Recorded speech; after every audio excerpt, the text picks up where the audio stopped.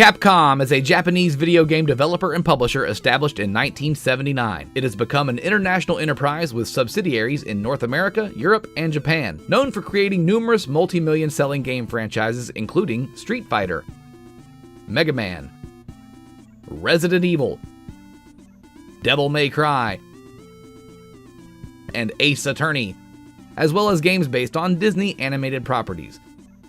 The name Capcom is a clipped compound of capsule computers, a term coined by the company to describe the arcade machines it solely manufactured in its early years, designed to set themselves apart from personal computers that were becoming widespread at that time. Capcom Coin-Op was a pinball manufacturer, a wholly owned subsidiary of Capcom USA, which was founded in June 1995 and closed in December 1996. It developed and sold pinball and arcade game machines and converted games for the US market. Based in Sunnyvale, California and Arlington Heights, Illinois, the company developed 6 pinball machines over the course of its short existence, though only 4 ever made it to release. The games released were Pinball Magic in 1995, 1,200 of them were made.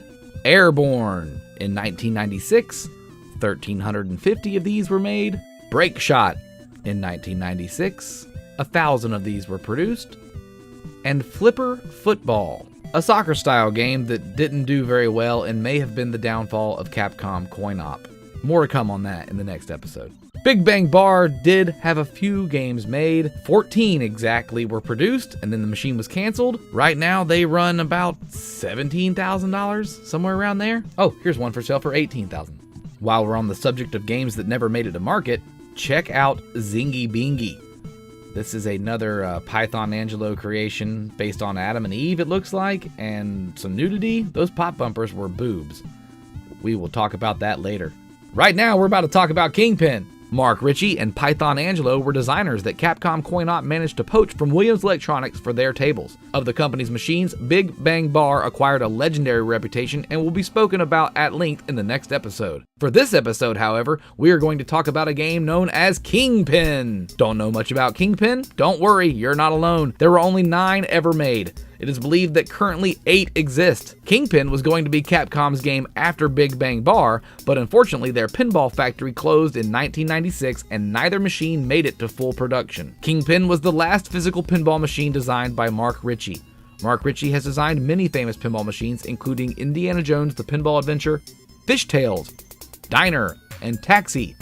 I was able to play this game a little bit at Southern Fried Game Room Expo last year, and I've gone ahead and went to Pinside and found a couple different reviews of the game from other people who have played it. From Pinside user The Black Knight, I have had the opportunity to play this machine several times via shows, and it has always been enjoyable. The game design and shot flow is solid, theme integration is excellent, artwork was atmospheric, back glass is eye-catching, color choices were good. Initial design animation quality reminds me of Big Bang Bar. Callouts are incomplete, rule set is incomplete, music and sounds are incomplete, modes are incomplete.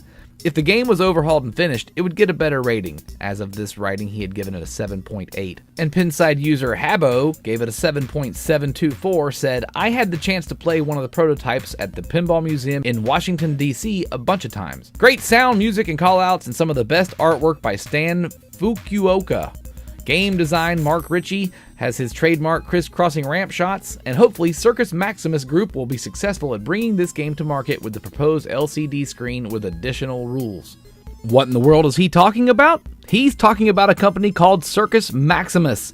Circus Maximus is going to be recreating Kingpin, and it should be on sale pretty soon. Hopefully they've gone into production already. I can't really find too much information about whether or not they have, but there's a huge article over on thisweekinpinball.com explaining the process that a couple years ago this company decided they're going to make Kingpin and bring it back and complete it for everyone. From that article, in speaking with Circus Maximus to understand more about this rare game, Paul Keifert shared some great information regarding the rules. With the original Kingpin, the rules were mostly complete. The concept was that you were playing as a young kid, hence the welcome to the big city call out that is common when starting a game.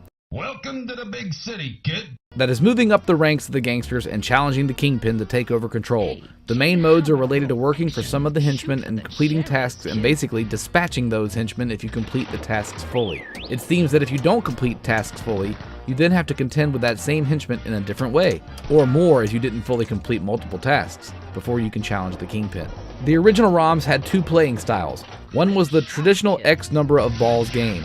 The other was an unlimited ball game that was tied to a power meter.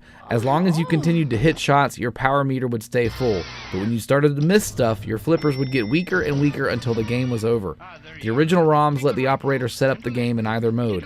What's very cool is that if you complete some of the modes at the end of a normal 3-ball game, if you have power in your power meter, you get an additional ball to play in the new style of play. This is called sudden death, and you only get it if you have power in your power meter at the end of regular play. The flippers actually get weaker. It's pretty wild, but takes a little getting used to, as even I find myself starting to back away from the game after I drain my last ball, forgetting that there is a bonus ball sometimes. The music, dots, and voices are all quite superb in this game. We've been talking to Kevin Loza, who did the original dots in the game, and he was telling us how their intention was to make the dots, and everything else for that matter, better than just about anything that was done prior to that point. And I think they succeeded in that goal. He's super happy that people will get the opportunity to see what they worked so hard on originally. One other interesting thing about the rules of the original game is that you're looking for the Kingpin stash vault. If you complete any of the modes, it will give you a clue at the end of the mode on where the vault is. Something along the lines of, the vault is to the south, or things like that. Then there's a mode where you use those clues to find the vault. Totally cool. Can't wait to play this thing again at Southern Fried Game Expo in, next weekend. Next weekend that's going down. Man, time is flying. Thank you guys so much for watching The Lost Pins. Hopefully you get a chance to lay your hands on some Kingpin pinball action in the near future. Seek it out. Like, subscribe, comment below. Have a great week. See y'all next week.